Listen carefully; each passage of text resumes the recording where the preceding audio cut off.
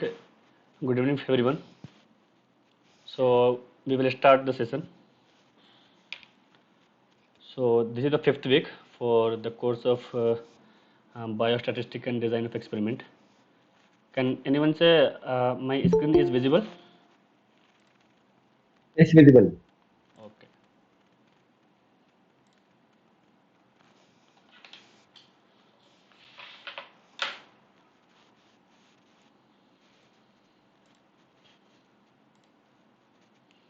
Before starting to the session, we will just brief. Okay, like in the first week, we have some distribution, the concept and the problem, and then second week we have started with the test, a different type of significance, and then test, and then we have discussed about the confidence interval also, and then we have continued with that t-test, that we are saying the parametric test, and then t-test we have done, and then f-test.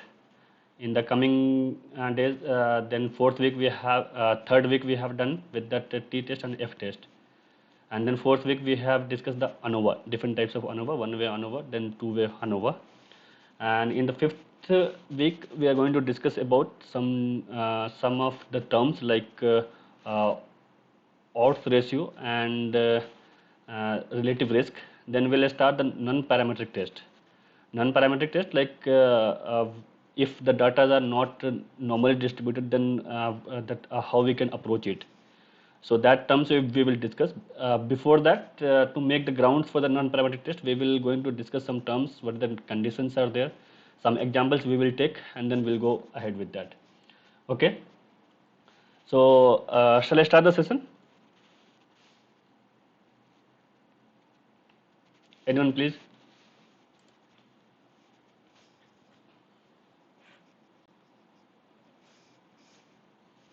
Yes, sir. Okay, we'll start. So anyone have the idea about the what is the normality?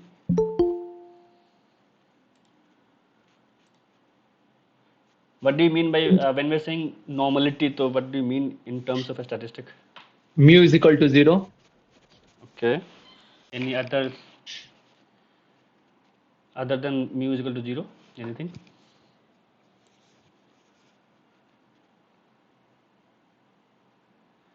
When we are saying normality, we are talking about the distribution of the data, like whether their mean or they are equally distributed or not. Because as of now, when we are doing the testing for the parametric, we are assuming that all the data that is coming from the normal distribution. But you know that there will be not always there will be a normal distribution. Sometimes the data will be distributed in terms of that Poisson distributions also, uniform distributions also. So whatever we have assumed in that hypothesis, that our data should be normally distributed, based upon that we have done some testing like t-test, f-test, and then ANOVA we have done for that. Okay. So here, so our null hypothesis, what was that? So null hypothesis, just 1 minute.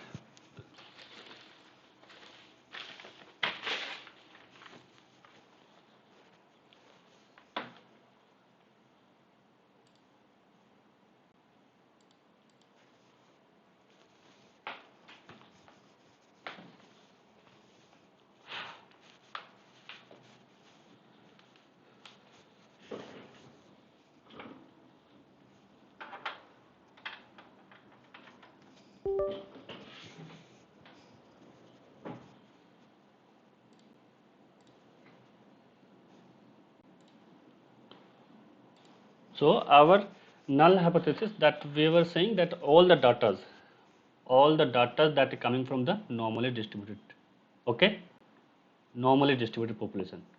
So means based upon that test, we are, whether we are going to say whether we are going to reject the hypothesis or either fail to reject. There is some contingency table is there. If might have you heard about that contingency table. So whenever the test we are doing, so we are going to whether reject the null hypothesis or either fail to reject the null hypothesis. There will be either maybe that accept the null hypothesis also.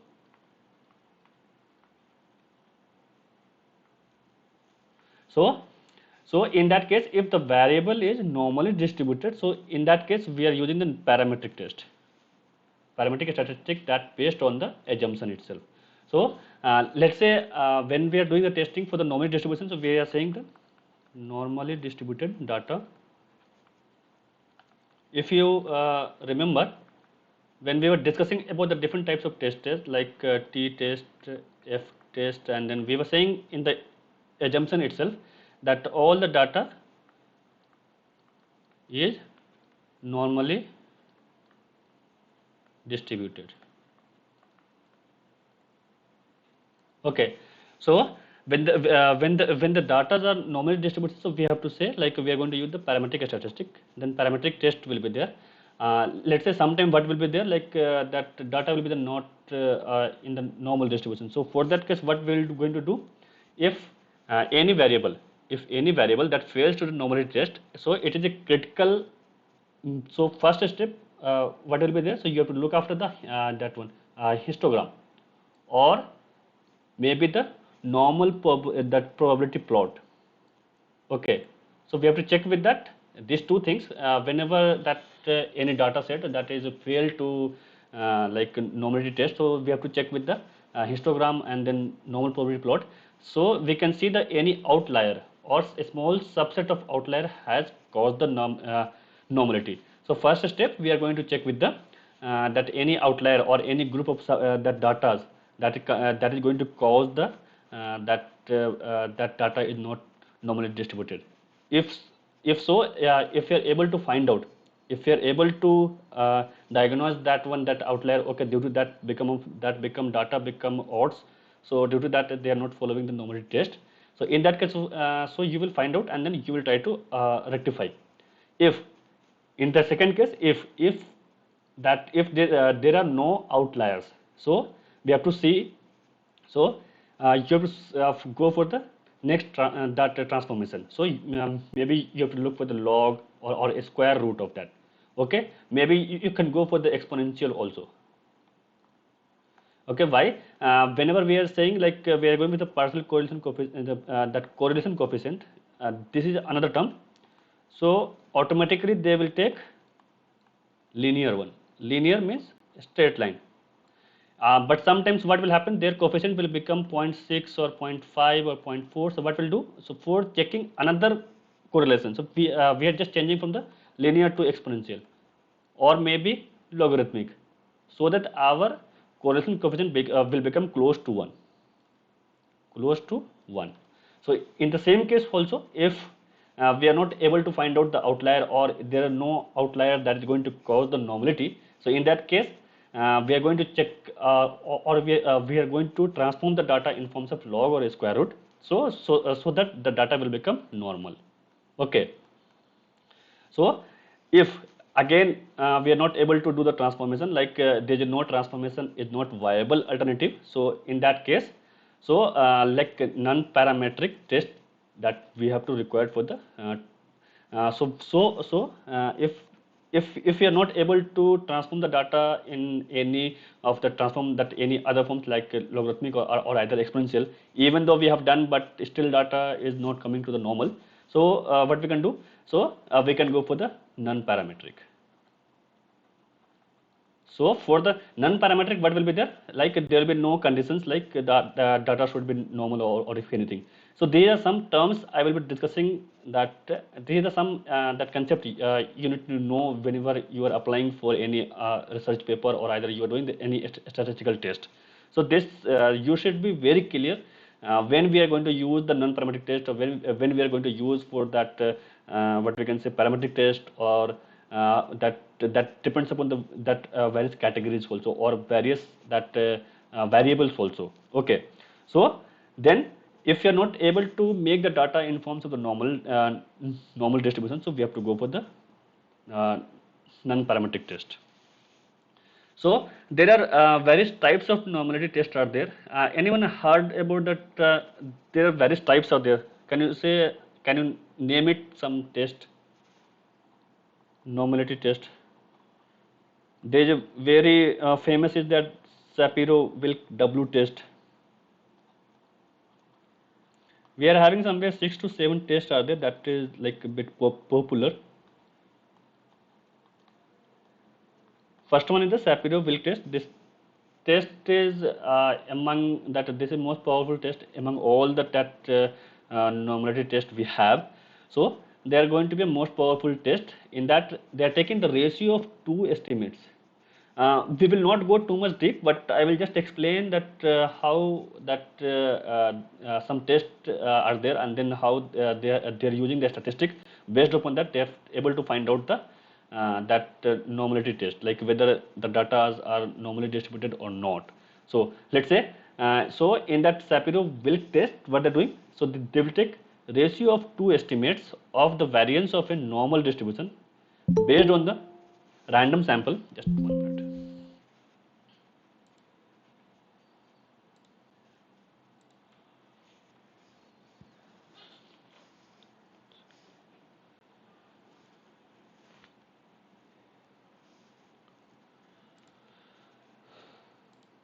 Okay, so they will take the variance of a normal distribution based on the random sample of a n observation.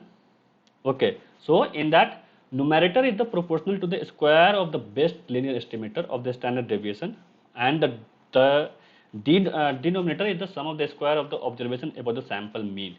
Anyone understand this line? What they are trying to say? They will take the ratio of the two estimate. First estimates, what is that? Anyone please?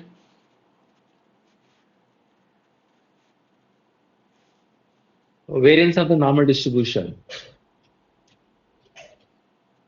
Okay. So they are taking in terms of 2. Numerator, they will take the proportional to the square of the best linear estimator. What do you mean best linear estimator? They are talking about the correlation coefficient. If we go to the deep part, just 1 minute, I have to accept.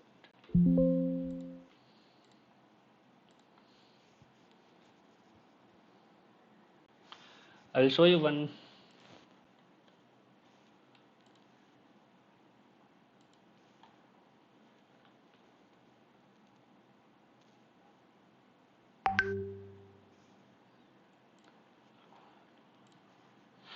Okay, so they will take the numerator, numerator they will take like proportional to the square of the best linear estimator to the standard deviation of a standard deviation. Then denominator, they will take sum of the squares of the observation about the sample mean. So they will talk about the sample of the mean, then they will talk about the here standard deviation.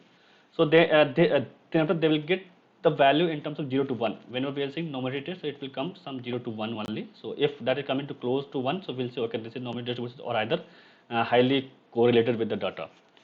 Second test, we have Anderson-Darling test. Anyone anyone heard about this thing? This test, Anderson-Darling test.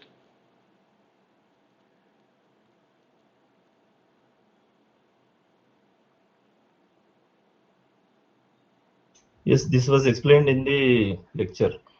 Okay. So in that test, actually they are dealing with the empirical cumulative distribution function. Okay.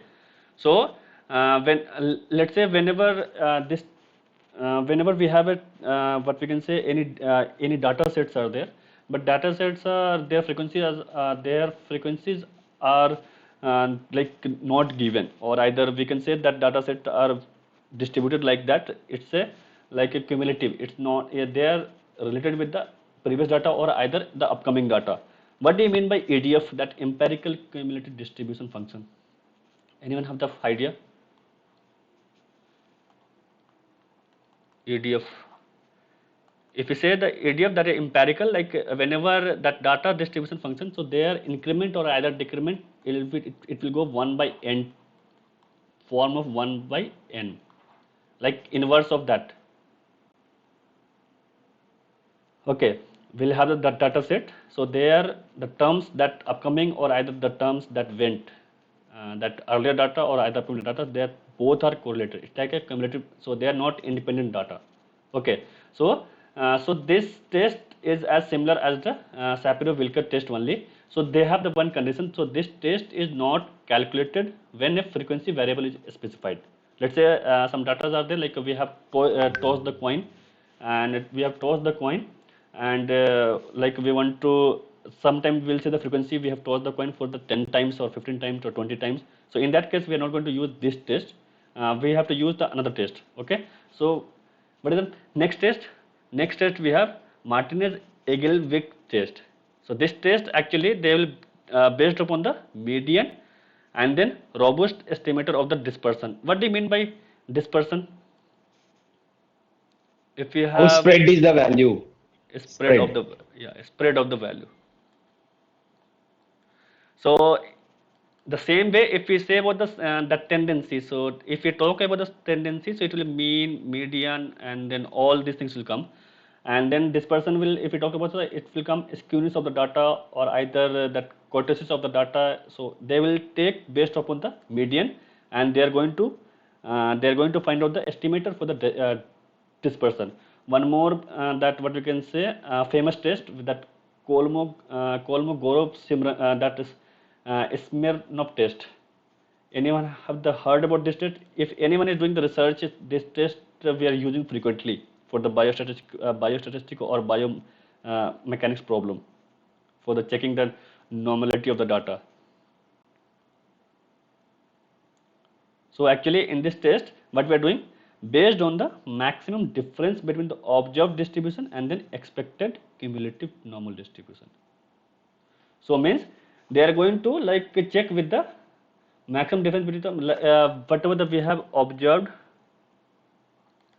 the distribution. So we will take the difference, and then after whatever we have the expected one. So based upon that, we are going to check whether both are that normally distributed or not. So since it is used of simple mean and standard deviation, so that that one of that adjustment we are using to get the normality terms. The small so in that case, if we are going to we are using the estimator. So if the smaller the maximum difference, if you are taking the difference, if that difference is very small, so we will say okay, that data is likely to be distribution is the normal. Okay, so in that case we will take the observed one value, we will take the difference, that their maximum difference. Then after that expected value whatever we want, we will take their difference also. Then after we will going to use the adjustment value, that really for, if we go too deep in that, so we have some formula for the statistic, and then after we are going to conclude based upon that, if the difference is smaller, so means there is a more likely that that distribution will be the normal. We have some test for that skewness test also, that D Agostino test, that skewness test, then kurtosis test, then omnibus test.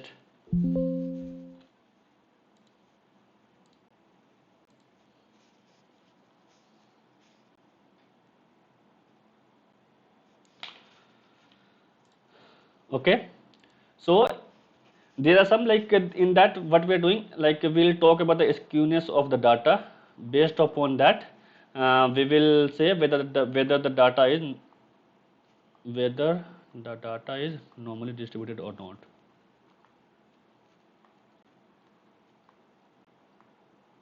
Actually, if you say skewness, so this is a third central moment, and if we talk about the kurtosis, so it's a fourth one, central moment.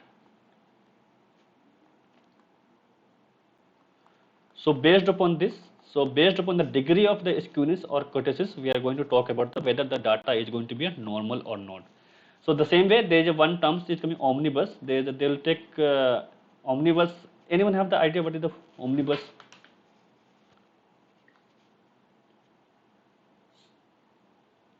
Omnibus?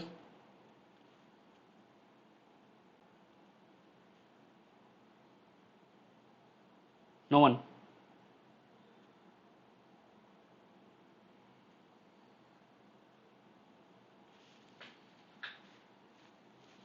It's again a one what we can say corrector or estimator. Based upon that they are using like some terms will be there. Based upon that they are going to find out the normality of the data.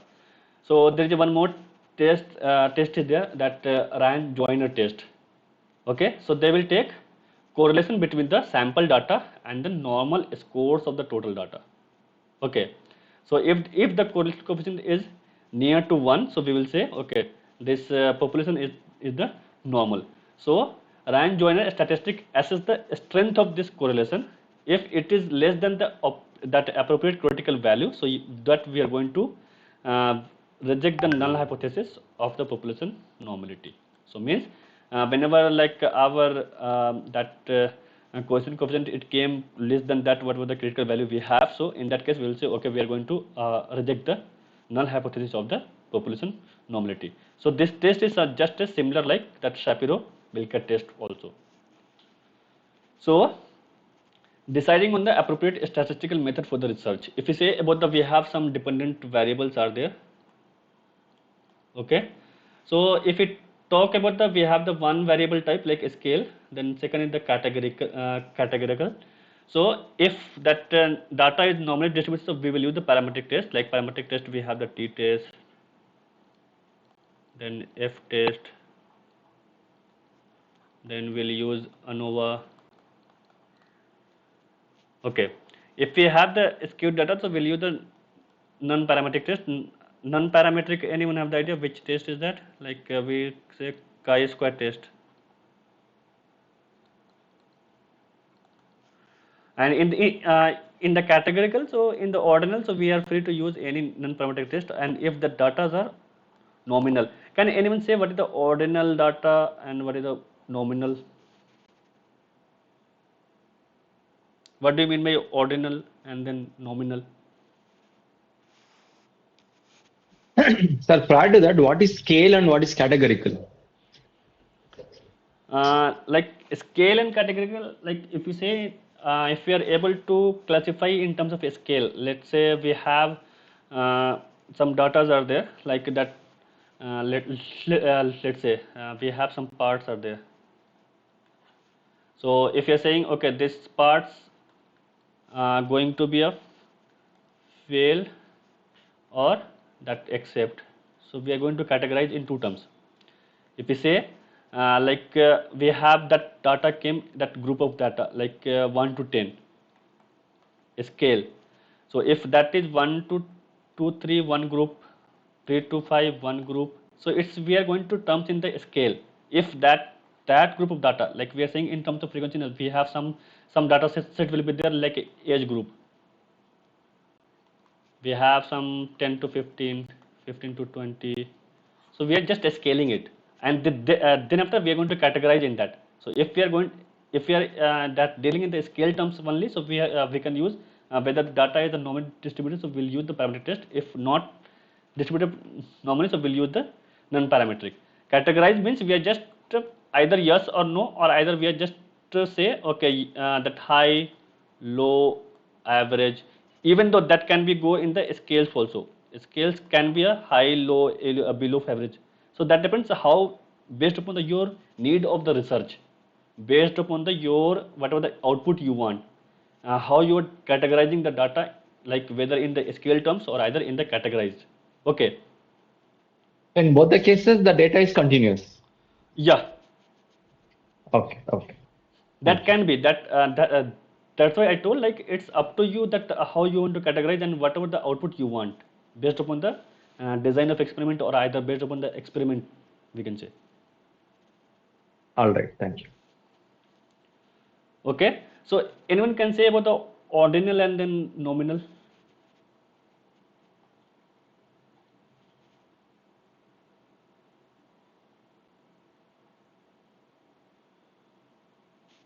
No idea?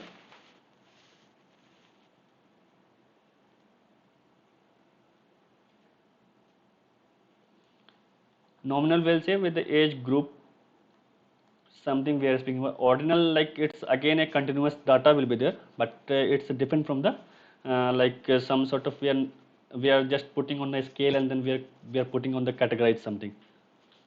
So there will be some common conception will be there, like when which test when we are going to use that. So we'll do some comparison. Let's say we have a average of two independent group. Let's say sometimes what we can if we define in terms of a scale that dependent will be the outcome variable, if that some variables are explanatory variable that we have discussed already. So if that data is normally distributed, so we can use the independent t-test.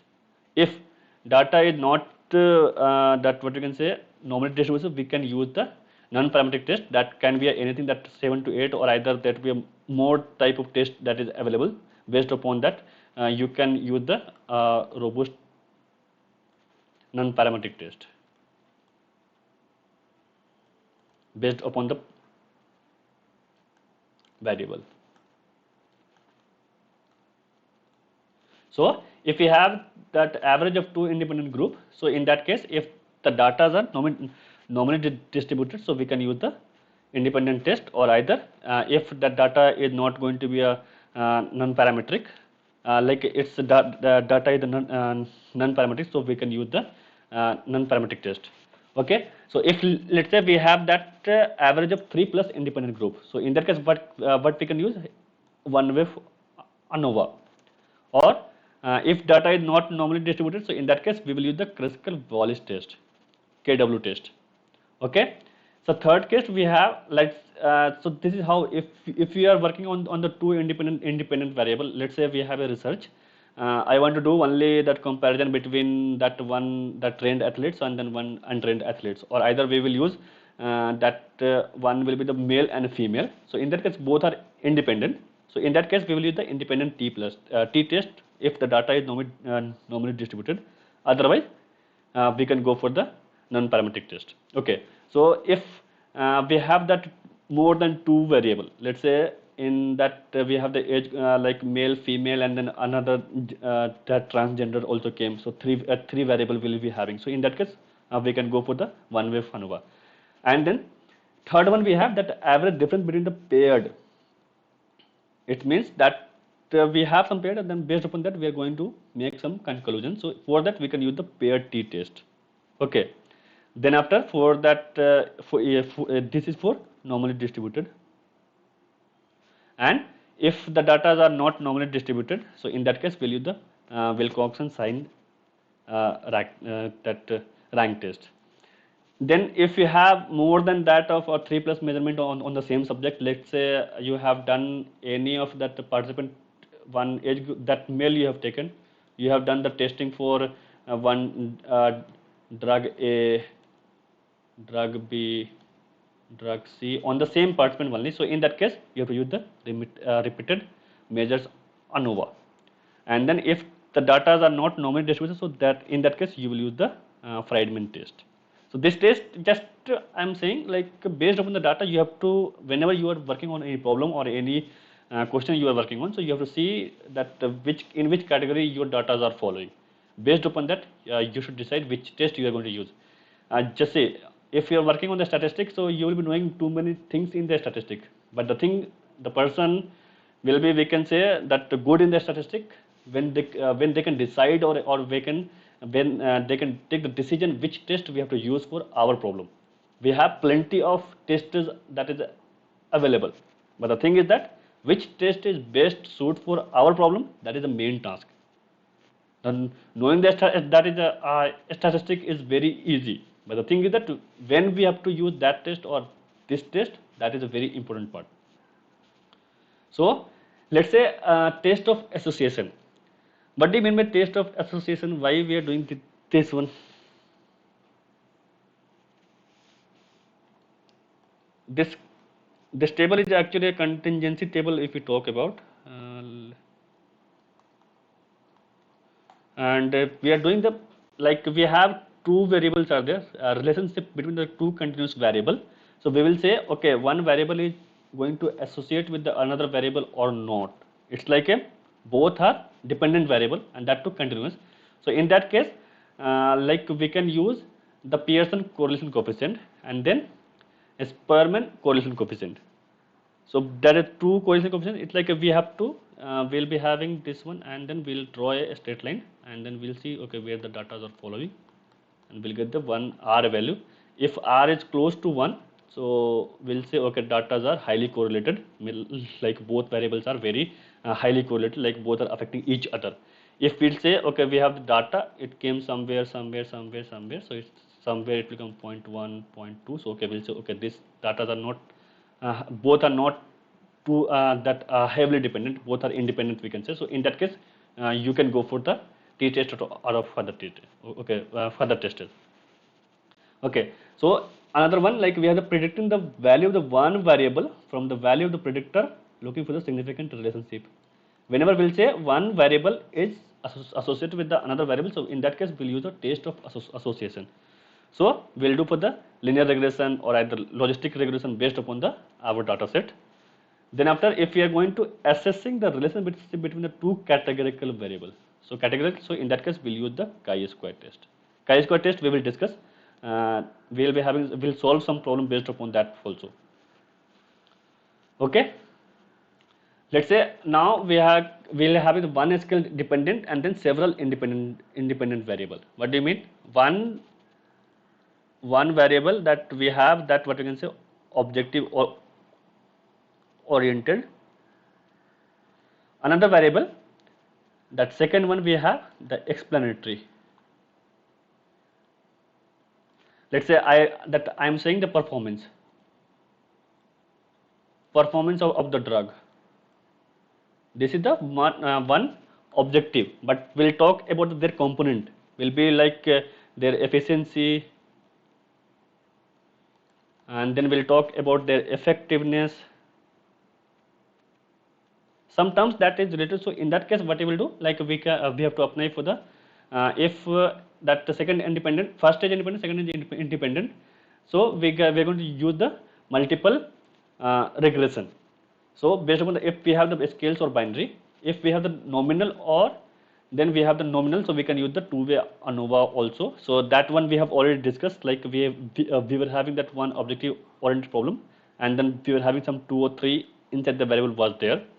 So let's say we are having like some fertilizer, that two format they have used different types of fertilizer. Then we have checked for that whether that which fertilizer is that more effective or not. We have done for the two-way ANOVA problem also.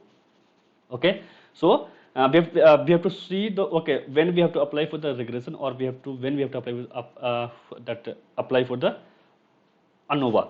Most of the time we will look for the ANOVA, because the ANOVA is more preferable as compared to the what you can say regression, because the regression there that efficiency or either there that reliability is more in the case of ANOVA. But if we are not able to do the ANOVA testing, so we can go for the regression test also. So we'll be having linear regression, then logistic also. That we will discuss bit later if it is required. So today our agenda will be focused on the that we'll be discussing some what is the condition of the nominative test. Then we'll discuss about the odds ratio, and then relative risk. Then we'll go finally to the chi-square test. So what is the assumption for the normality? Can anyone say?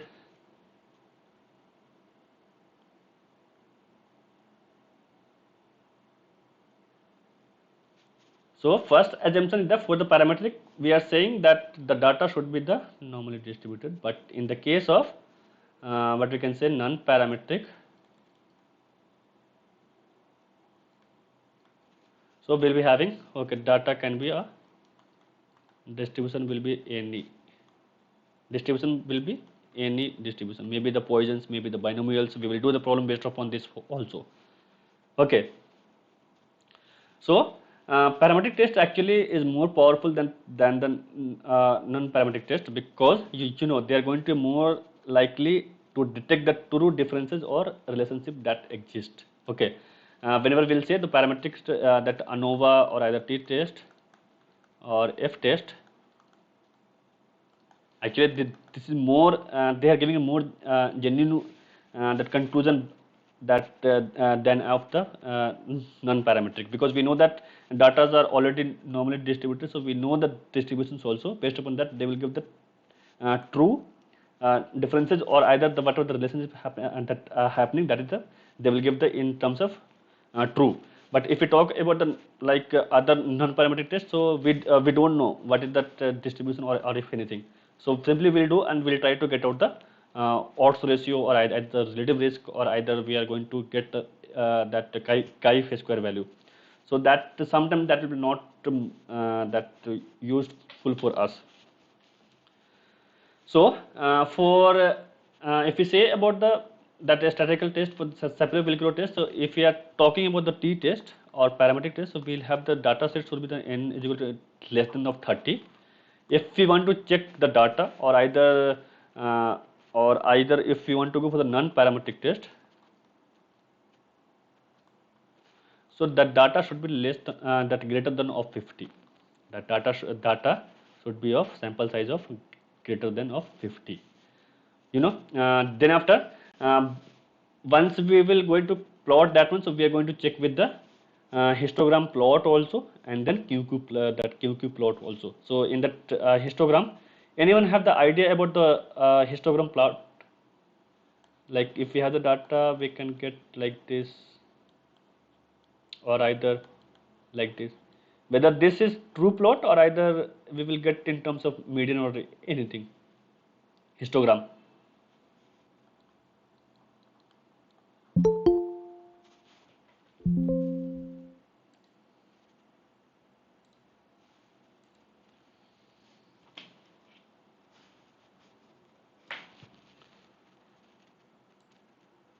So in the histogram, if we say, so this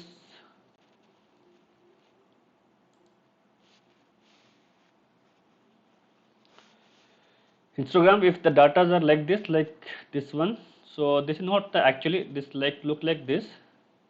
So they will take the median of all this value and they will put one median here, and they will be like how the distributions of data went ahead, and they will say that most of the data which quartile, the first quartile or second quartile or third quartile.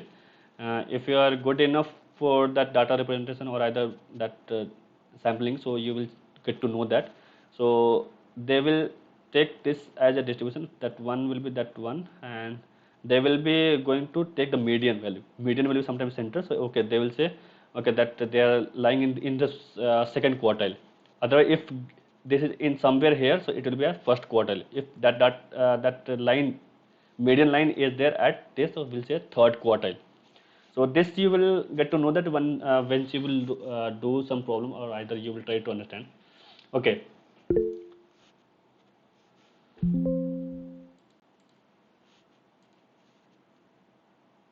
Yeah, tell me.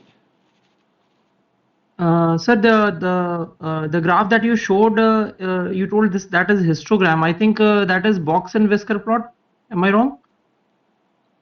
Yeah, that's a box with Wilson plot only. That is not histogram. Histogram, it will be the continuous data. Yeah, that is true.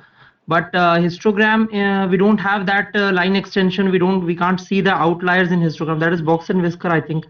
Okay, fine. I'll just check it out. Okay. Okay. Okay. Thank you for clarity.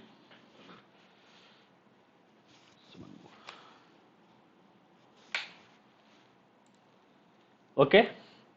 So whenever we are doing the parameters, so we will check for the what to check for the normality. If we have the independent test, so we'll go for the dependent variable by the groups.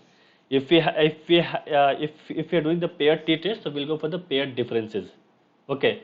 In the case of one way ANOVA, so we are going with the residuals. And then if you are going for the repeated measures ANOVA, so that is going for the residuals at each time point.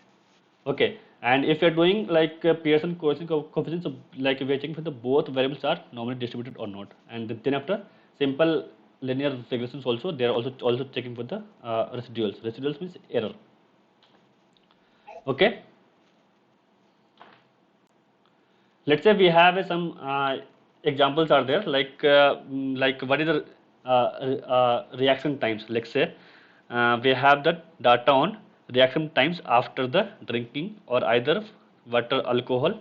So that because we don't know like how that will the reaction time, so we can't do the independent because the data is not normally distributed, so we can't do the independent test. So in that case we can use the non-parametric test. So that, let's say we are using the man Whitney test, it's a more appropriate.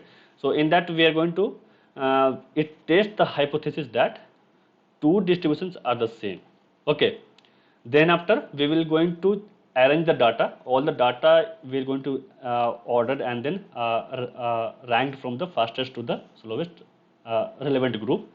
Then based upon that we are going to check okay, we'll check about the we'll calculate the test statistic, and then we'll check if there is no difference between the group. So the sum of the rank will be similar. uh, let's say we have some groups were there, that's a placebo group, alcohol, then alcohol. So this is the reaction time, then as a rank. Based upon that we are going to calculate the statistic. So we will discuss detail in the chi-square test. So anyone say about the skewness? What do you mean by skewness? That someone told like their distribution, like their mu will be the 0, no skew, like that will say normal distribution. And if you're saying that negatively skewed, like it's there, that is going to be a negative direction, their mean will be the negative direction, or either that side, like it's the left side. Or if we say about the positive, so that will be the right side. So for that skewness formula we are having like we have to take the third central moment,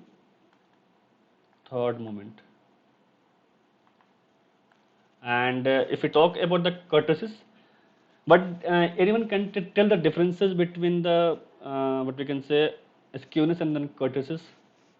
Anyone please? Difference between a skewness and kurtosis?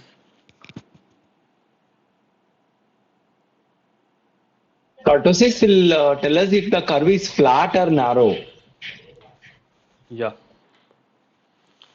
How that can be significant in our like when you're using?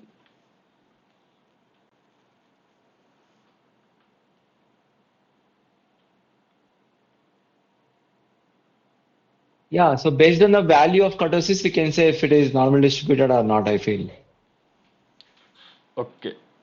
And in the skewness we'll say okay, the data if their means are like like at the mean at the, like 0, so we'll say okay this is, but it like either negative side or either positive side, or in this case kurtosis we'll say okay that went to ahead, but you can say greater than 0, that 0 or either greater than 1, so it will be say like okay based upon that we're going to define that there if kurtosis is greater than 0, so we'll say okay it has the higher peak compared to the normal distribution. If less than 0, so this means flatter than normal distribution, like this we can say.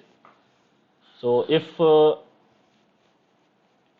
kurtosis is less than 0, so we'll say platic cortic distribution. If peaks are like kurtosis are 0, so we'll say normal distribution, and if kurtosis are greater than 0, so we'll say leptocortic distribution. Means like leptocortic like simply, sharply peaked with the fat tails and then less variables. Mesocortic like medium peaked, and then platcortic like flattest peak and then highly dispersed. And this is the formula for, but you can say this is the fourth central moment. Okay. Can we do one problem based upon this? Calculate the sample skewness and then sample kurtosis from the following group data. Please do it.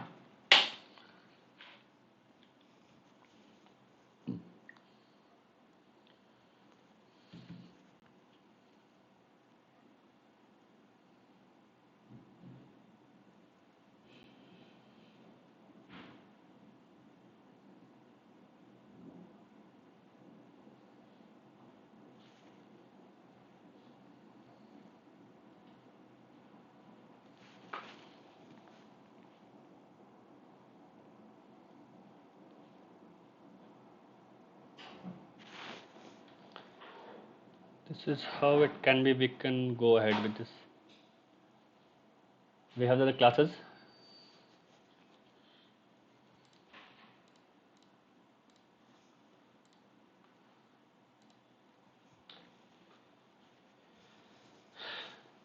We have the group like 2 to 4, so we can get the mean value of 3, and 4 to 6, so we have the mean value of 5, then 6 to 8, it will come 7, 8 to 10, it will come 9. So F is the frequency, 2, 3, 4, 4.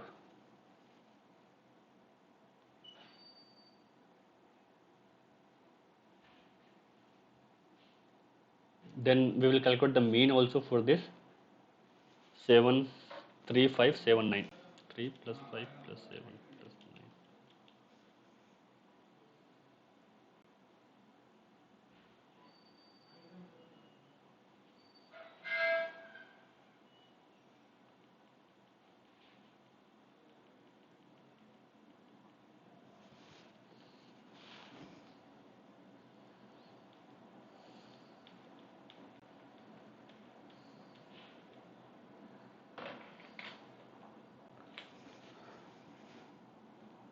So for mean we will be having like f into x.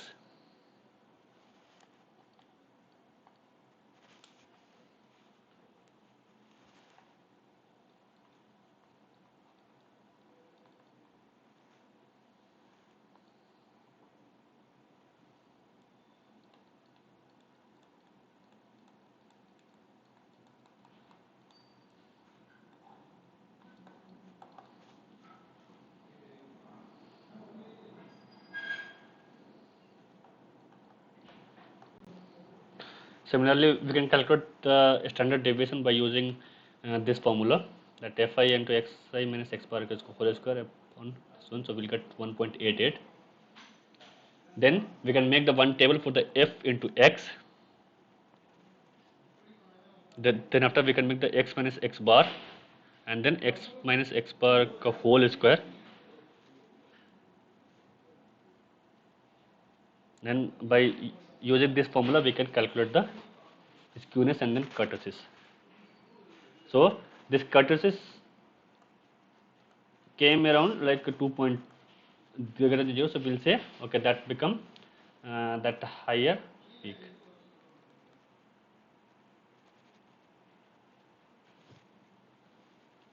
So odds ratio, how we can define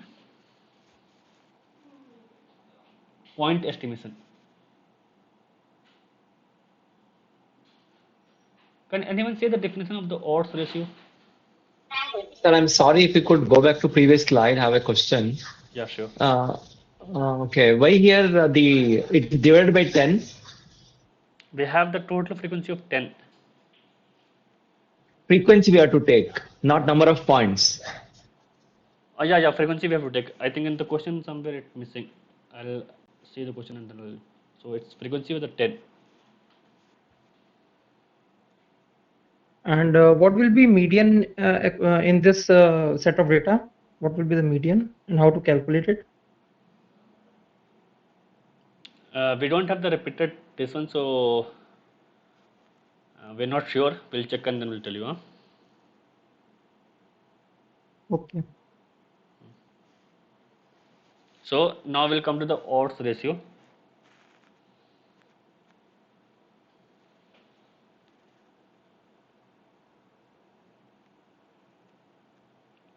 So odds ratio we are saying in terms of that point estimation, like it's that based upon that we are going to say. So if the variables are continuous, so that example will be like change in the tumor volume and then tumor diameter. So in for that commonly used point estimates will be the mean and then median. If we have the variable binary variable, so that will be the response progression. That example we have, or either that reduction in the tumor size we can say, or either that increment in the tumor size. For that we will use the commonly used point estimate like proportion, or either relative risk, or either the odds ratio. So whenever they will be having the that binary variables, or either there will be a continuous response will be coming. So in that case we will use the that proportion or either relative risk. Let's say we have the time to time event like a survival. So in that case also we can use the time to progression or either times to the death or either time to the replace. So for that we can use the median survival, k year survival, and then hazard ratio. So there are some point estimation for the different types of the variables. Okay. So odds ratio we can define like one of the range of a statistic used to assess the risk of the particular outcome if a certain factor is present. Okay, odds ratio, that how we can, like say we are saying in terms of probability. Let's say we have something is there, so based upon that, if some factors are already there, so based upon the what is the that the outcome will be there, so that we can define in terms of odds ratio. So odds ratio is a relative measure of the risk, telling us how much more likely it is that someone who is exposed to the factor under study will develop to the outcome as compared to the someone who is not exposed. It's like a that comparative. Let's say I will say that we have someone got COVID vaccine was there, and someone saying we will not use, someone says okay we will use, not use, and some one group their views. So based upon that, okay, we'll say that the COVID is the one factor, or either due to the COVID, that the vaccine is there. So those who are not exposed to the vaccine, and those who are exposed to the vaccine, that one who were not exposed, or either who were not administered and that one who administered. So what is the effect? That so this is the way like they will go into terms in terms of either relatively what is the risk of that not getting the administered. Okay, so odds of the an event happening is the probability that the event will happen. Okay, the odds of an event happening is the probability of the event will happen divided by the probability that the event will not happen. So this is the case. Let's say we have that one formula like odds that odds how we can what we can say define. So this is the formula for the odds. Probability of an event is happening, p by 1, then probability of an event not happening. So this is for a single one. Odds. If you say the odds ratio means is the measure of effect size describing the strength of association or non-independence between the two binary data. Let's say one group their probability of happening, and then second group that probability happening at P2. So we are taking their odds ratio, like first one odds of 1, then odds of 2. So this is how we are going to define the odds ratio. Can we an odds ratio of 1 implies that the event is equally likely in the both groups, and odds ratio greater than 1 implies that that event is more likely to occur in the first group, while less than 1 implies that the more chances to happening in the group 1. Let's say that if saying odds ratio is equal to 1, so means that event going to happen equally in both group. If someone is saying odds ratio greater than 1 means they are more inclined to group 1. Odds ratio less than 1, like it's a more inclined to group 2. So that group you can change also, even you can go for the p by 2 by 1 minus p2, and then p1 by 1 minus p1. So what will happen if odds ratio is greater than 1 means we will say okay this is more inclined to the group 2. If odds ratio is less than 1, so we will say okay this one is more inclined to the that group 1. So that's up to you how you can, but the thing is that they will define in the question itself. Okay, so there is one formula will be there. So relative risk is a similar and a more direct measure of the comparing the probability of the two groups. Okay, So odds ratio, they will discuss about the A by B, that number of times the event happened, number of times the event did not happen. So A by B, and then for the group B, C by D. But for relative risk, what will be there? A, that is the event that is happened by A plus B, like for the both case. Then C by C plus D. It's like at the odd ratio, a relative risk equal to 1 means the event is equally probable, and then both groups. A relative risk larger than 1 implies the chances of event occurring is the higher in the group 1 and smaller for the group 2. So it's mean here we were saying, okay, we are saying that is going to be happen in the group 1 itself. But the thing is that if we talk about the relative risk, so we are saying chances of the event occurring is the higher in the group 1 and smaller for the group 2. So it's a relative we are saying. Can we do one problem? That one problem is there. We have one examples are there. So for this case, if we find out the odds ratio, what will be there? Can anyone say? We have a probability of child with eczema will also have a fever estimated by the proportion 140 by 5661. The odds is estimated by 141 by 422. So means we are saying odds will be just 1 minute.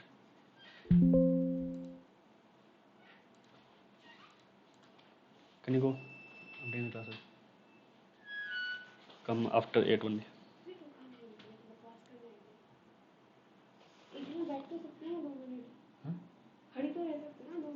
Just don't talk.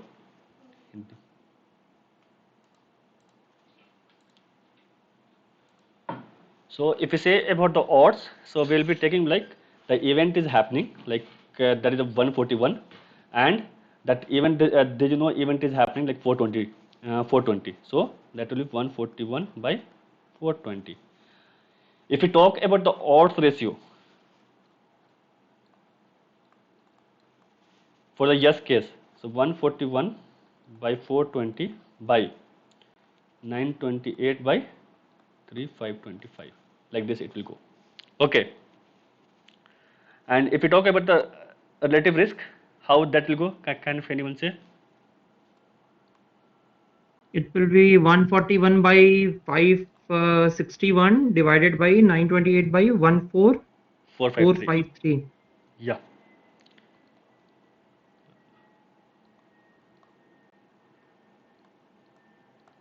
Four, 5, 3. So it will go like this only. Okay, so if you have two set of that, you know the probability, or either you know the number, so you can calculate the odds ratio and then relative risk based upon this. So now we'll go with that chi-square distribution. Anyone have the idea what do you mean by the chi-square distribution? Non-parametric test. Actually, that's a test. Chi-square test will say what do you mean by distribution. Distribution is like a continuous function that is asymmetric and depends upon the degree of freedom. If degree of freedoms are large, so that is going to be a flattened more. If we talk about like this. So in simple terms, what is the degrees of freedom that I can understand? Degree of freedom will say like a number of that frequency that is happening, or either we can say how much the variables are there, and then what is the range of that we can say. Okay, anyone that got it? No. No, I know degree of freedom how to calculate, but the physical meaning, say one has the degree of freedom of 5, and other one has say 10. So what is the difference physically that I can understand apart from the number of data sets there? Okay, I will say let's say we have a one machines are there. One machines they have some joints are there.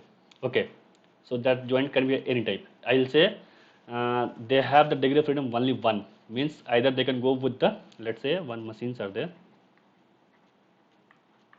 Okay, they can joint, so they can be a rotate, slide, or anything. So I'll say they have the degree of freedom 1. So either they can go for the rotation only, or either they can go for the slides only. If I'll say 2 degree of freedom, so they can rotate also, slide also. Understood? Yeah. Now I got it. So let's say we have, I'm saying one axis will be having 3x, y, z, x, y, z. So I want to body to move, but I gave only 1 degree of freedom. So either they can go by this way, either they can go by this way, or either they can go by this way. So there is only one way they can go.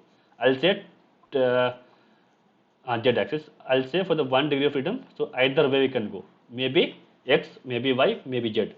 If I'm saying two way, so they can go with the x or y both like this, or yz, or either xz. If I'm saying in that 3 degree of freedom, so they can go in the three direction. It's like a staircase that's going in the x, y, z also. Okay. Yeah, got it.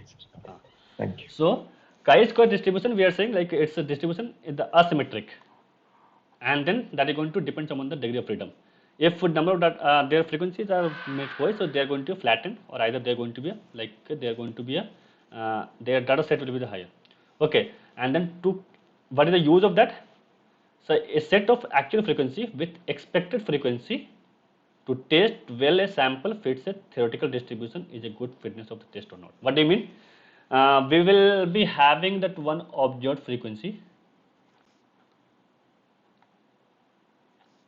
We don't know their distribution. Second will be that we are going to calculate the expected frequency. So we will check with the how the data are fit. Okay, so we are going to check with the fitting of the data, because as I told, this is not the normal distribution. Then that data can be the uniform distribution, or the data can be a what we can say uh, uh, binomial distribution, or either the Poisson distribution, or either multinomial distribution. So we will check the what is the fitness of the test, like whether that we have assumed that data is normal, so whether that data is good fit enough for that distributions or not. So, so if you talk about there, so we will be having such, so their area and that area under the curve will be the always 1. Okay.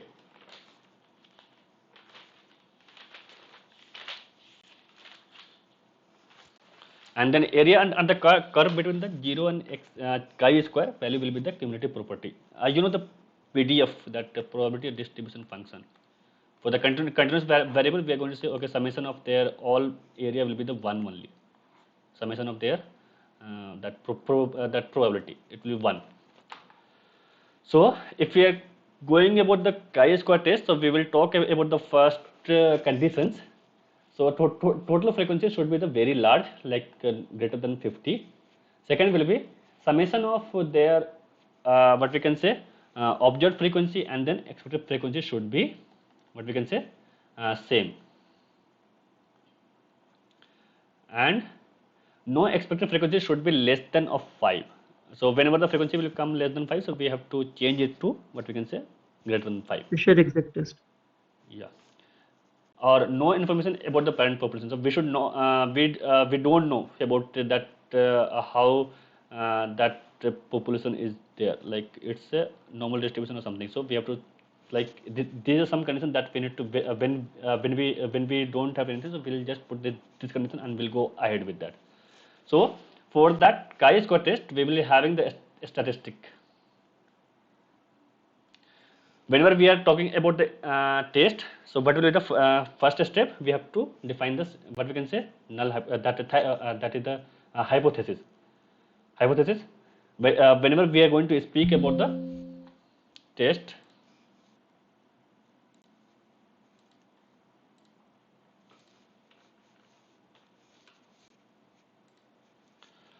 whenever we are talking about the any state test, that may be a parametric or non-parametric. Okay, so first we have to start with the set the hypothesis will be always same, like either there is a no difference or either there is a difference. Then after null hypothesis, this is your null hypothesis, this is your alternative hypothesis. Second step will be test statistic. So for this we have summation of F observed or F expected square upon FE. Then after, based upon that, we will calculate the degree of freedom also. That will be R minus 1 or C minus 1. That will be that I will explain that. Let's say that's a new. And then we are going to calculate the third case. We will make the conclusion. Chi-square we are going to calculate with some degree of freedom with level of significance from the table, and then we will see this value. Based upon that, we are going to make a conclusion. If that tabular values are higher, so we are going to like accept the null hypothesis. Otherwise, we are going to reject the null hypothesis. Okay. So first test we will say chi-square test for the independence of the attributes. What do you mean by independence of the attributes? Like we have some independent data are there, and then based upon that we have to find out the population is normally assumed or either. So for that, first we will going to, their formula is there. What you can say, summation of FO FE by FA. Then we'll say FO is the observed value, observed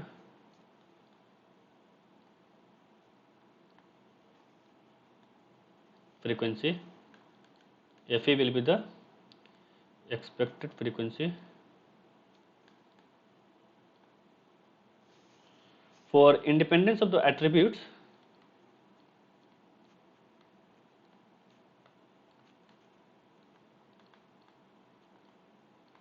okay, so we are going to make 2 by 2 contingency table.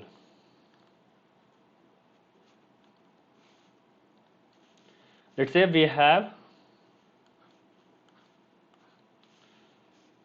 A, B, C, D, that we are going to calculate total A plus B, C plus D. From here, A plus C, B plus D. Okay, so this will be your row total. This will be your column total. Okay, so FO and then FE. FO will be A, B,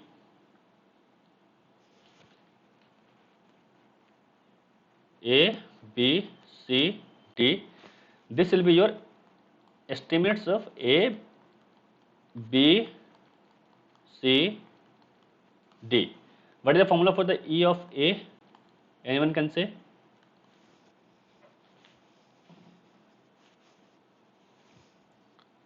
Row total for this A1 into column total by total N.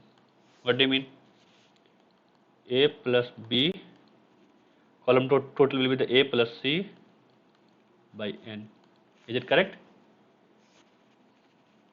This is for EA. For EB will be, for EB, for this A plus B, for this one B plus D by N. For EC, what will be that? For C we have C plus D into, for C column total we have A plus C by N. For D, what will be there? E of D, and then we have D, so C plus D into B plus D by N. Okay, and then degree of freedom will be the R minus 1 number of row, then C minus 1 number of column minus 1. Okay, so we will do some problem based on this. Any doubt is there in this part, like the formula for the expected one?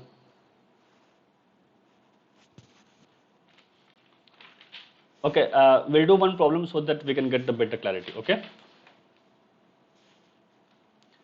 we have a like one queuing is there, like that is administrated to 12 people. Out of total population we have the 3248. Okay, so they are saying like discuss the usefulness of the quinine in the checking of the malaria. So what will do? First step, we are going to calculate the total. C like column total, and that will be the row total.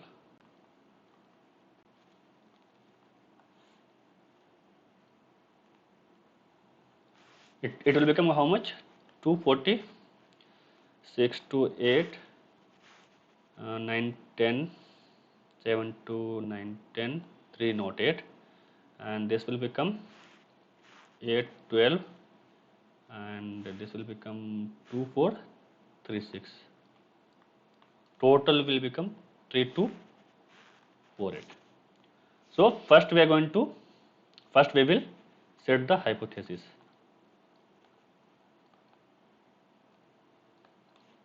H naught means there is no association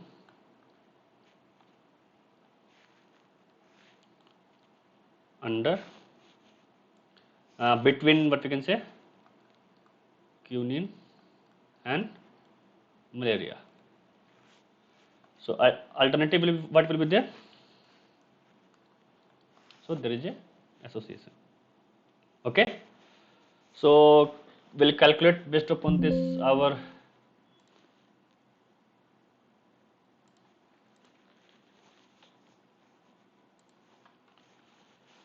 we will calculate E of 20. What will be there? E of 20 will be 240 into 812.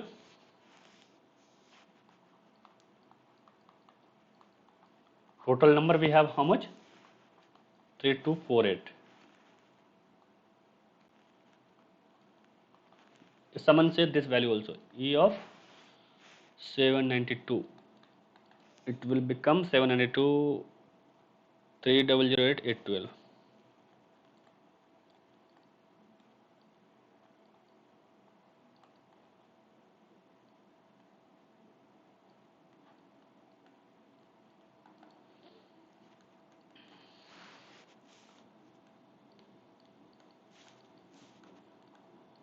Two 40 into 2436.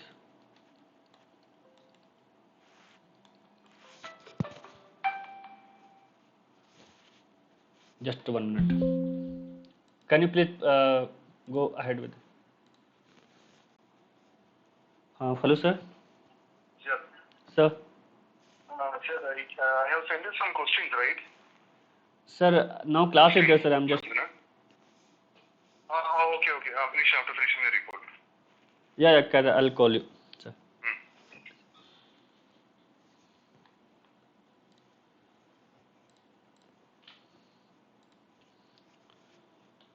E of 2216.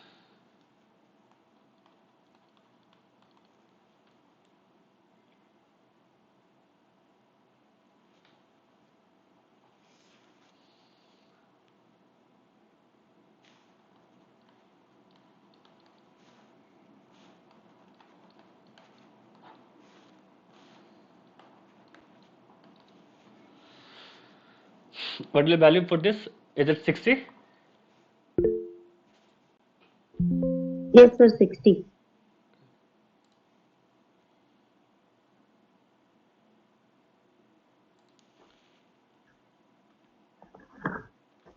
I didn't get you. What is that, sir? Tomorrow nature of. There is also a class tomorrow. I think he is asking regarding that. Okay. Yeah. Other group they'll be doing their own problem. So maybe that will be similar. Not the same, but it will be similar only.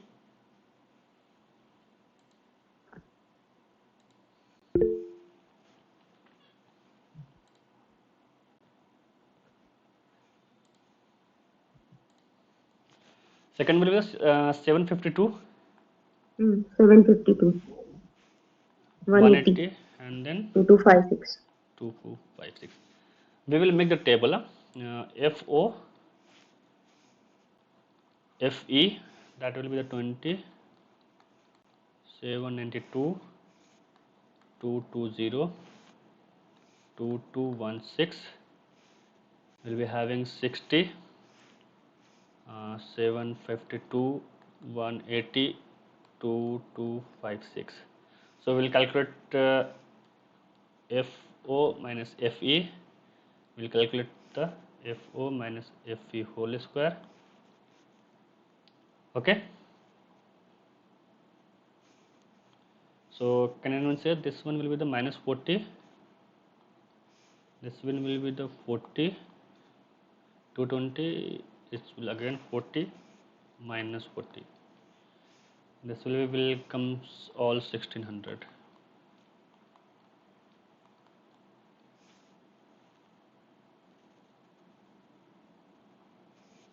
So we have to do summation of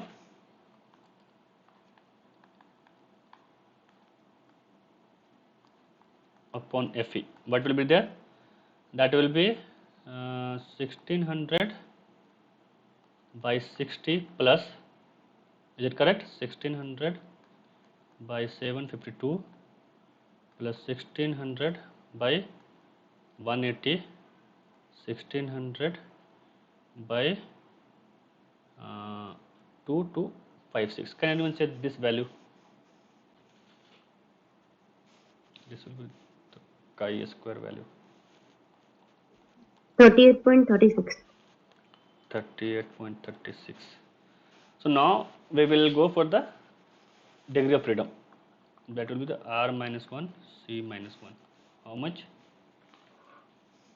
2 minus 1. 2 minus 1 will become 1. Level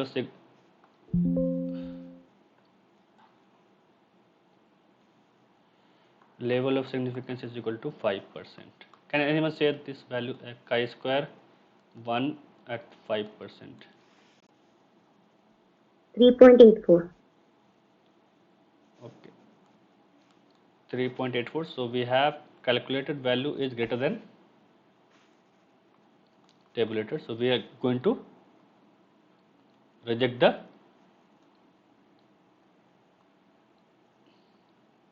null hypothesis.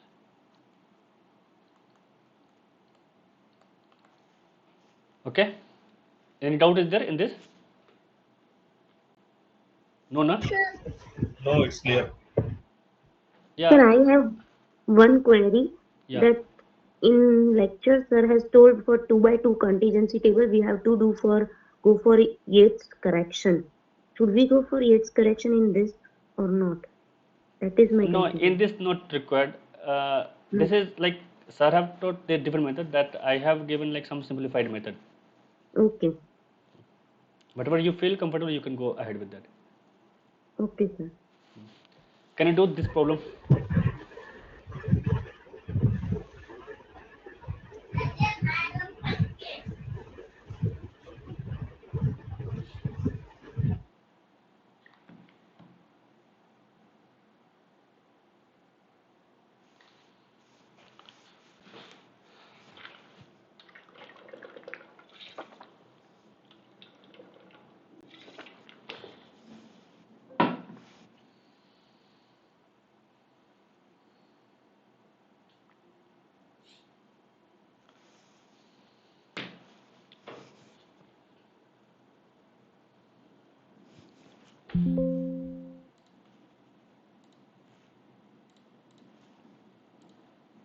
Please do it.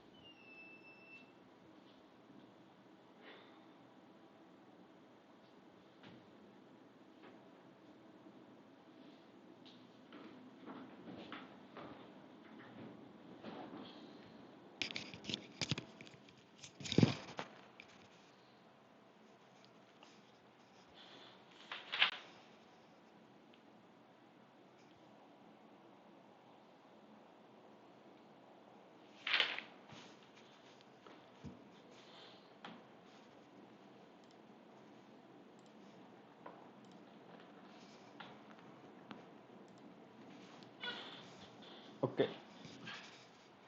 first we'll do sorry.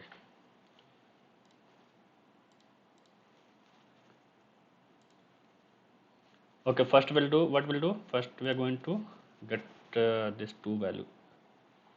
We'll get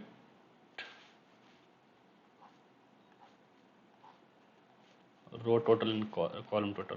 Row total and then column total. It will be like how much? 126, then 99, 69, then 12.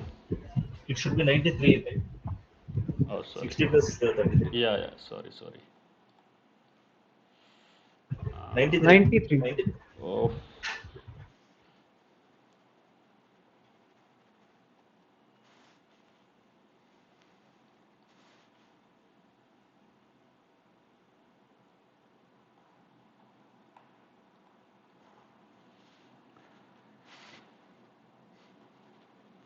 this one will come total 200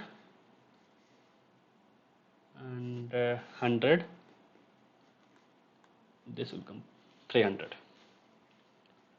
So first we'll set the hypothesis, like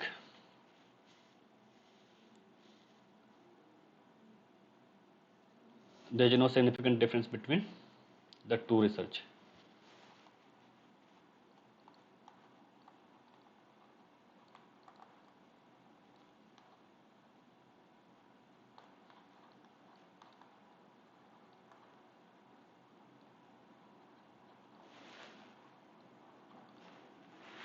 Then we'll start with our chi-square, that will be the summation of FO FE whole square FE. Then we'll calculate the E of first one will be the, what you can say, 86.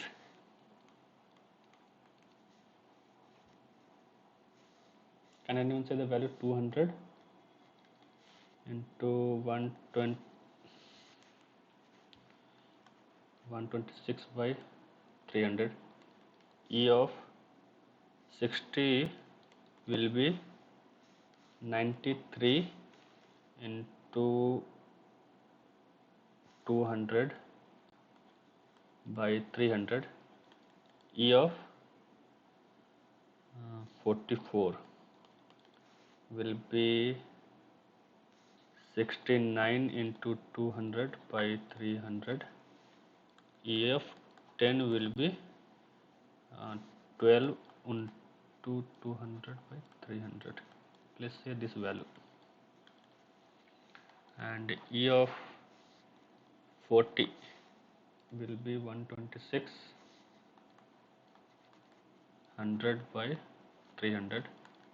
E of 33 will be 93 into 100 by 300.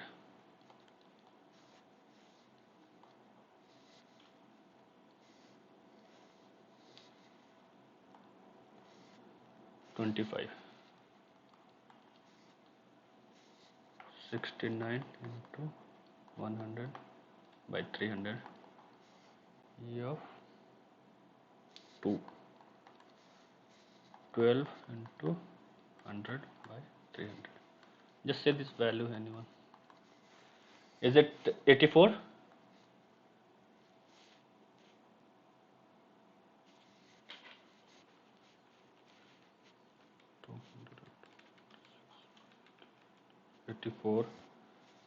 Then 62, 46, 8.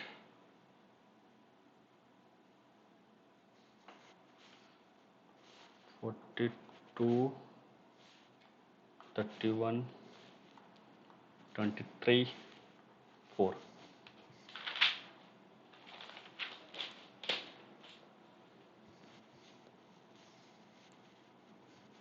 Till here, no doubt, na?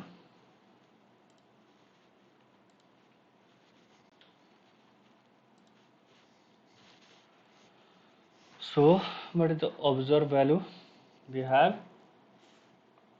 86, 60, 44, 10, 40, 33, 25, 2. If we explain 84, 62, 46, 8, 42, 31, 23, 4. As we have we have the one condition that that our frequency should be not less than 5. So what we'll do? We're going to merge with this. So it will become 27. This also become 27. Okay. This one got clear, na? We have one condition was there that our frequency value should not be less than 5. So what we have done, we have just added 25 plus 2, 23 plus 4. That's all. The remaining will be the same. So we will calculate the FO minus FE.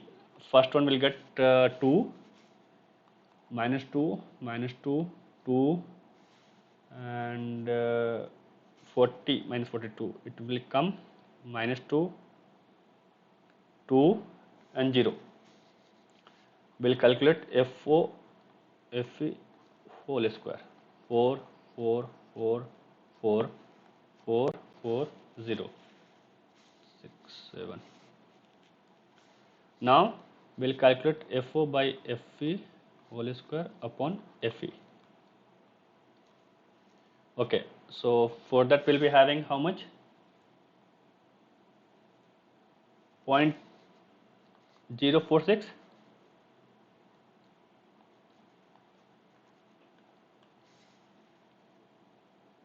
Is it correct? 0.046.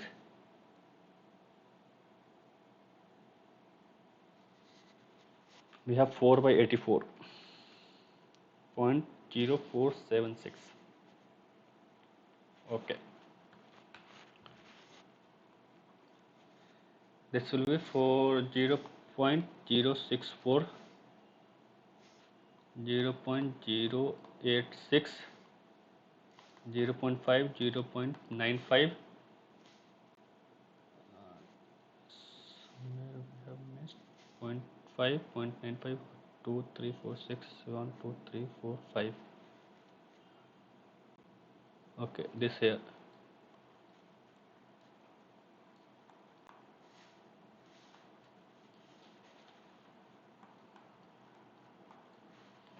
Can tell anyone summation of this FO? This will come 0.9911. And then degree of freedom will be R minus 1, C minus 1. We have 2 row and then 4 column. So it will become 3. So we'll calculate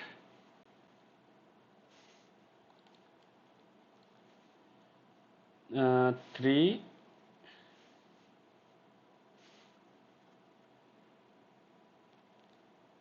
sorry, one minor correction is there. Minus 1.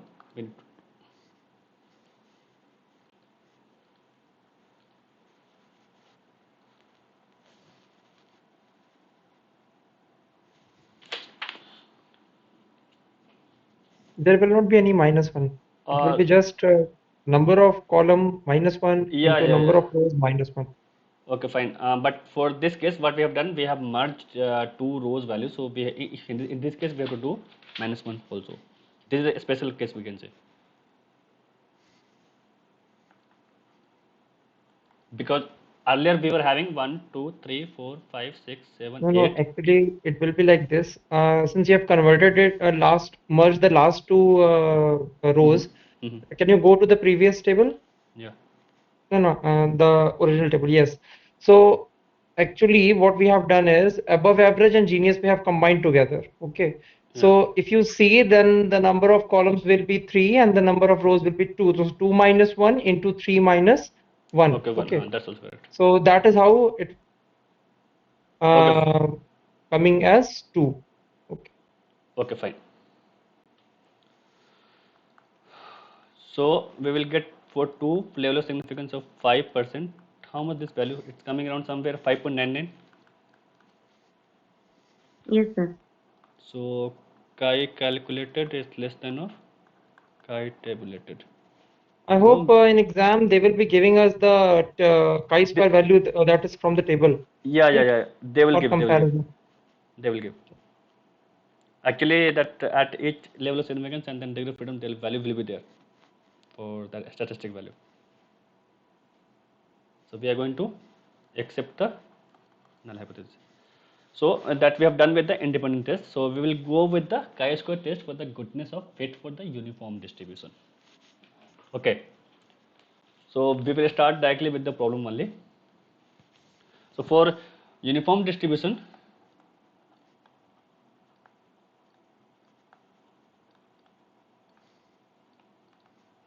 Fe will be total frequency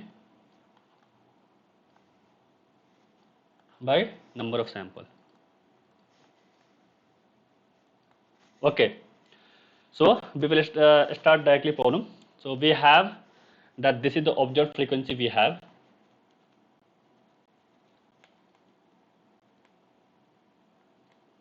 So that Fe we can get directly from total frequency by total number of sample.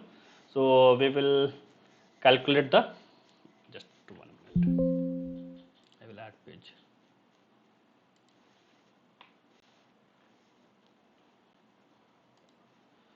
So we have the FO value around 1124, 1125, 1110,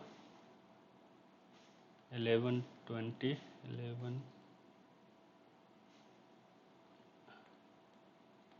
1126, 1150, 1, 2, 3, 4, 5, 6. We have how much? 2, 4, 6. Okay, fine.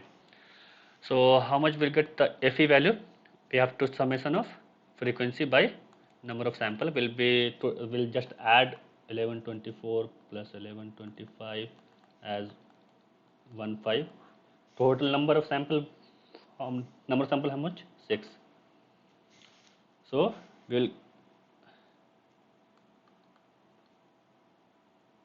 will come like this. So we will be having Fe b is equal to 1120, 1120, 1120, 1120, 1120, 1120. So we will calculate the F4 minus Fe. So it will come 4, 5 minus 10, 0, 6 minus 5. If we calculate F4 minus Fe whole square, so it becomes 16.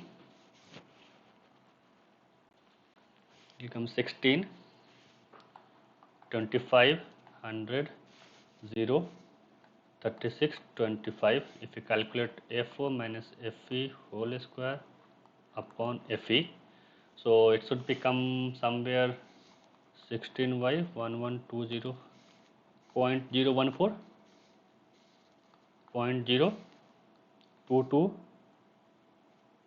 0.0840, 0.032 and then 0.022. So chi-square will be summation of F4 Fe whole square Fe. It will be 0.179. Is it correct?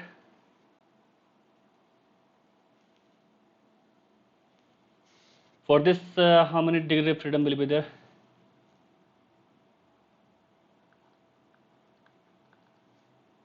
One, two, three, 4, 5, 6, 2, 4, 6. 5.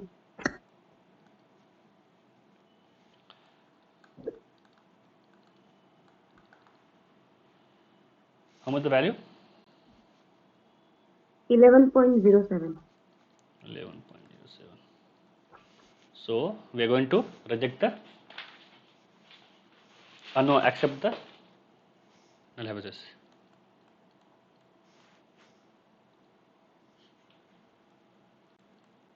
Accept the null hypothesis.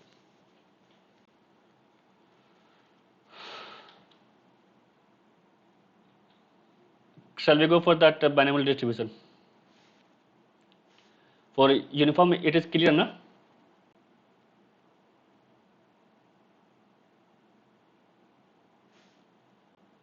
Can anyone say, or either can you solve this one also, or we'll go for the binomial distribution? Hello?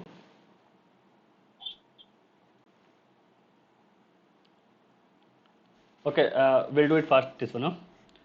So first we will calculate the expected frequency. So we will be summation of 1026 plus 1107 plus 997 plus 853. We have total of 10. So it will come somewhere 1000. So we have the observed frequency here.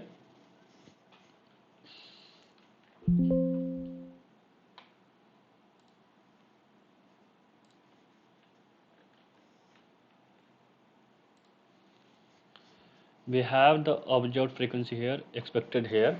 So we will add 1026 1107 977 966 1075 933 117 972 964 853. So for all 1000.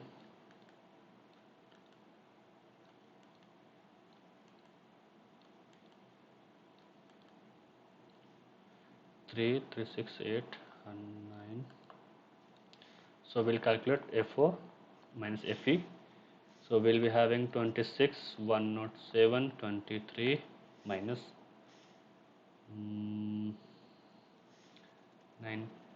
997 was there.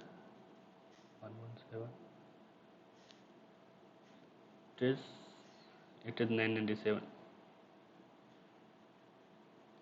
minus 3. 34, 75 minus 67, 107, 28 minus 36 minus 147. FO minus FE square. FO minus FE square by FE. It will get 676, 11449, 9, 1156, 5675, 4489, 11449, 784, 1296, 21609. Can anyone say this? Okay, I'll just calculate the summation of chi square. So it will come 58.54. So please, you can do it. And for degree of freedom 9 at 0.05. So we'll be having the value of how much? 16.196. So we are going to reject the null hypothesis. Okay. So we will do the what we can say chi-square test for fitness of binomial distribution. So we know that what is the binomial distribution formula?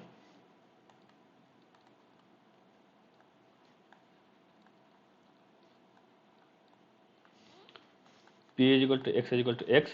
So NCX P to the power X Q N to the power X. So we are going to use this formula and then we'll do the problem. So they have told a survey of 800 family with 4 children, each revealed the following distribution, like number of boys 0, so number of girls will be 4, 1, 3, 2, 2, 3, 1, 4, 0, and then number of families they have told. Okay. So we are going to first start with the hypothesis. Same criteria will be there. So what is the null hypothesis?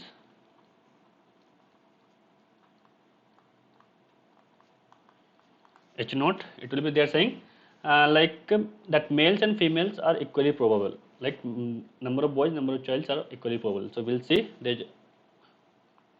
like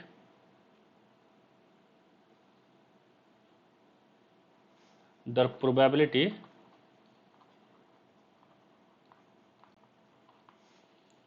for male and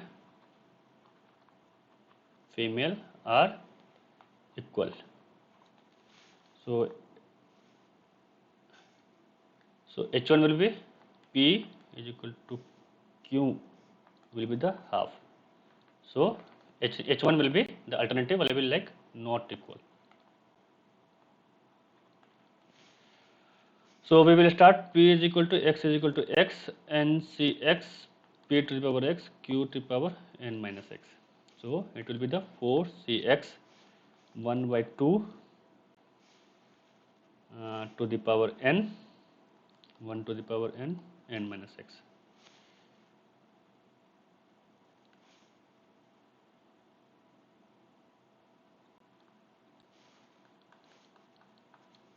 Is it correct?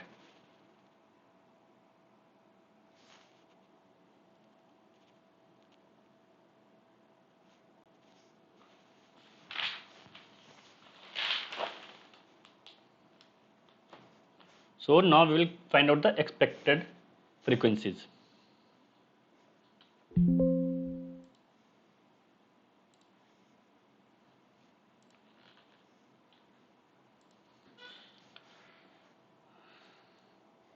We will find the expected frequency. E is equal to X is equal to X is equal to n of P of X is equal to X. So total we have 800 4Cx 1 by 2 to the power 4. Okay, so E is equal to X is equal to X, that will be 50 into 4Cx.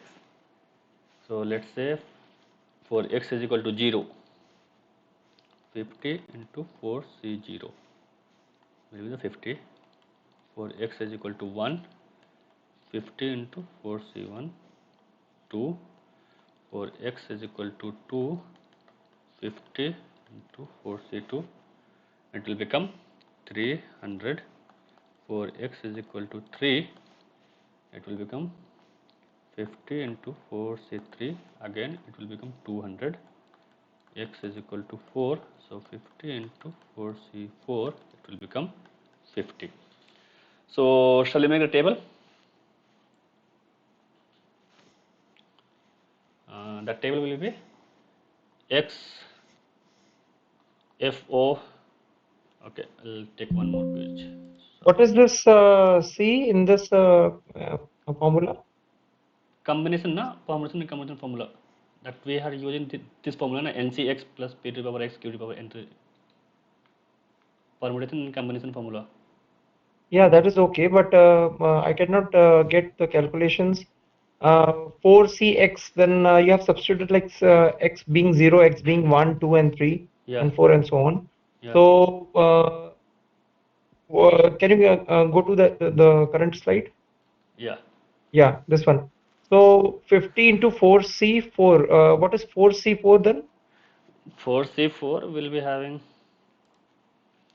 4C1 will be having like what you can say 4C2 4 into 3 into 2 into 1. It will be 2C. Is it correct? Combination formula. I'm sorry, I'm from a medical background. I don't know this much calculations. I think other persons can tell this. I'm very good at statistics, but and all that, not this one, the theoretical things.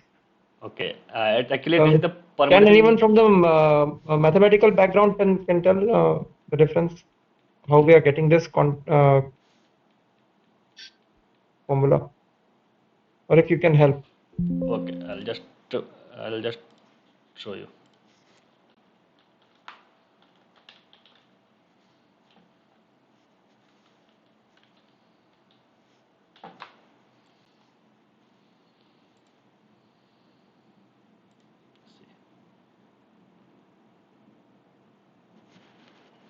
Okay, now got it. Okay, this is factorial. Yeah. Okay.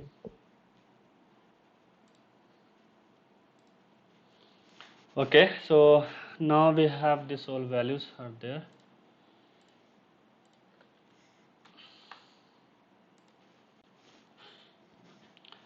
So this is for x, this is for observed frequency, then FE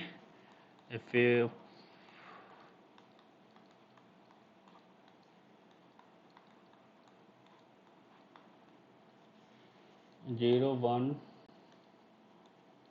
2, 3, 4.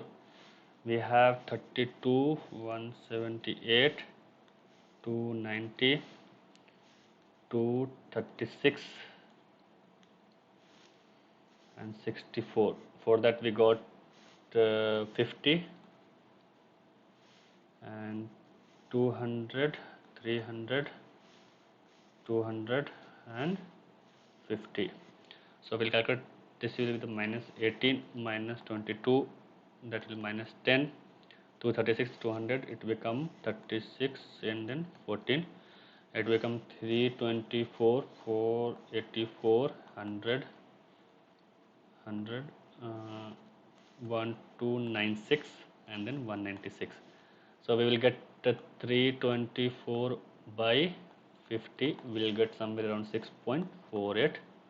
100 by 290 will get, not 100 by 300 will get some, no, 480 by 4, sorry, 480 by 4 by 200, so 2.42, 100 by 3, so 0.33, 6.48, 3.92. If we do summation, so we will get around somewhere 19.63. So chi-square value it came 19.63. For degree of freedom will be n minus 1, that will be 5 minus 1 is equal to 4. So tabulated one will be the 4 at 0.05, will be having the value of 9 point something will be there. Let me see. 9.49. 9.49. So we have calculated it greater than tabulated, so we are going to reject the null hypothesis. Okay. In the similar way we can use for the Poisson's distributions also. Can you do it? Can you just try? I will write the formula for this Poisson's formula. Poisson's.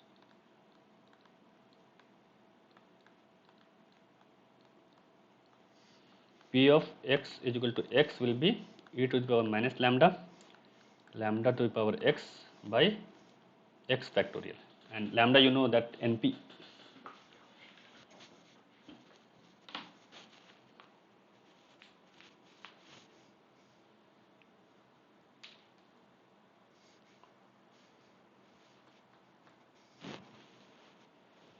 Okay, I will start a bit fast.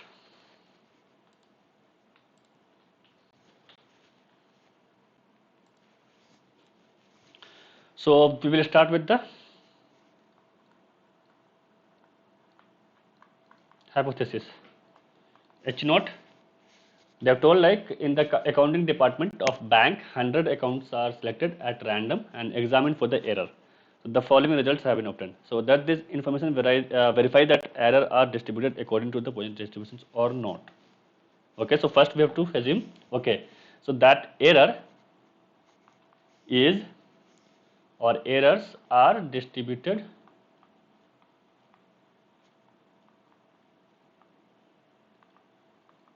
according to the Poisson distribution.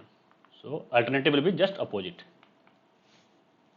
Okay, so not distributed.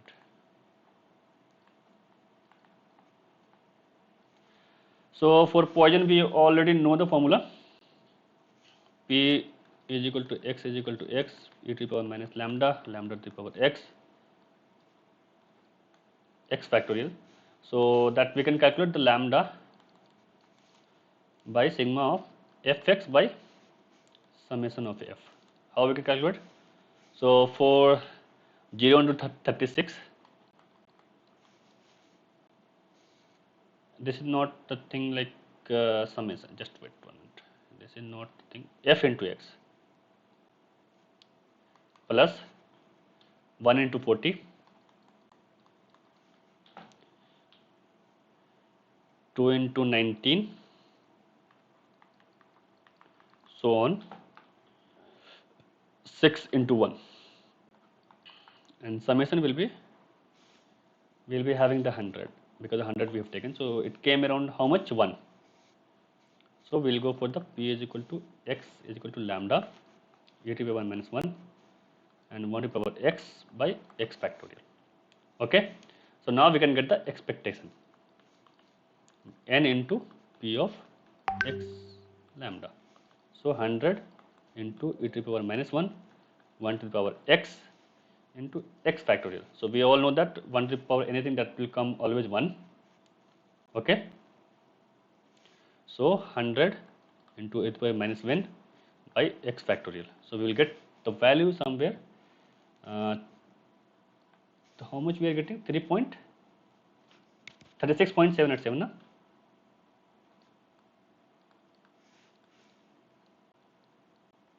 Into 1 by x factorial.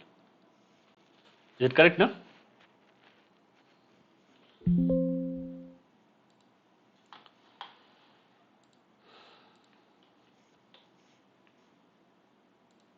Okay, so we have the formula for E of x is equal to lambda, not lambda, it's x is equal to x.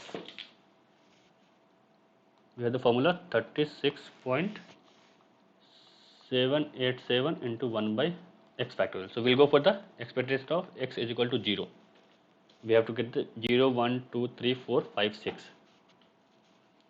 So we will get 36.787 by 1 by 1. So we will get 36.787. So we will take, because it's a number, so that can't be a negative. So we will take 37.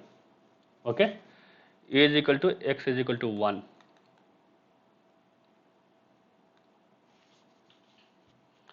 (36.787) 1 by 1 factorial.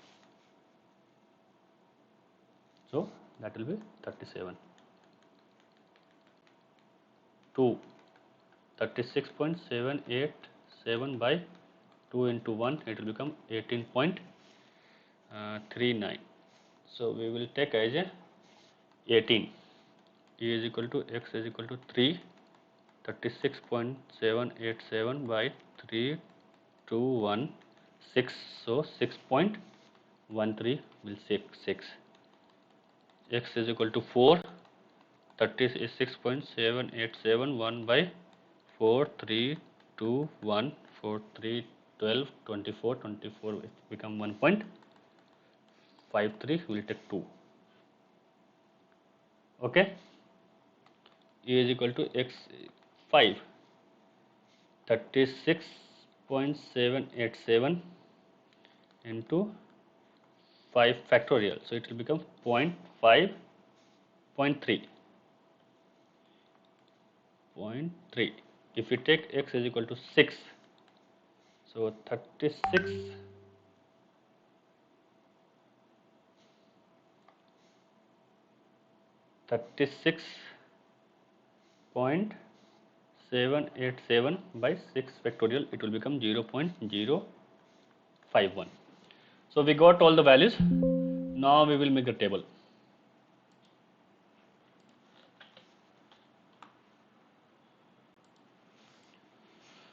So we have for x is equal to 0, then FO, FE, FO minus FE, FO minus FE whole square, FO minus FE whole square by FE. So 0, 1, 2, 3, 4, 5, 6. So we have 36, 40, 1, 9, 2, sorry, 0, 1, 2, 3, how much was 36, 40, 19,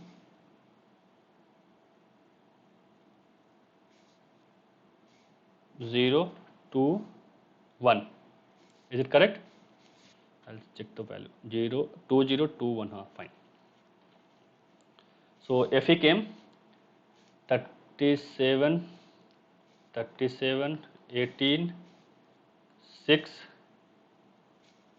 1.53, 0.3, 0.05. So we will going to take this as a 1. Okay, this 4 will take as a 1 because after this addition also it will not go more than 5. So we have to take this one till here as 1. So it will become 1. So total value it become 5. This value becomes 7.881. So we will take 8, and then this become 3, 1, 3, like minus 3. Anyone have the doubt in this, like how we have merged it? Because of that value less than 5. So if we have 2 plus 1, 3, 3 plus 0, again less than 5 only. So we have to go with the 5 plus 2, 7. Again if we do 0.65, 0.3, 1.53, so it's again somewhere 2 point something only. So we can go with the ahead one also. So it came now. So 1, 9, 1, 9. If we calculate 1 by 37, so 0.027, 0.243, 0.243, 0.055 and 1.125. So if we do the summation, it will come 1.45. So calculated came 1.45. If we calculate degree of freedom, 5. Total degree of freedom, how much we have? Like we have merged around 3 minus 2. No, 1, 2, 3, 4. We have merged. Total we have 7, 5. It will come somewhere 2 only, no?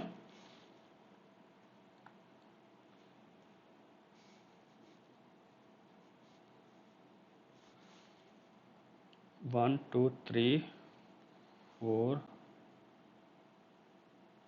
It will come 2. So if we calculate the level of significance 0.5 of 2, it came around 5.99. Okay. So we are going to accept the. So chi-square test is clear, no? Can anyone say the feedback? Yes, yes. Okay, so we'll stop today. One more test, 2 more tests we have, like multinomial distribution and then single variance. So we'll see maybe the next session, huh? Or shall I give just brief?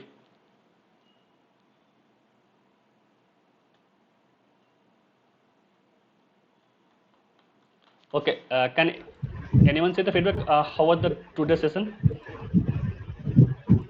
It is good. Sir, excellent.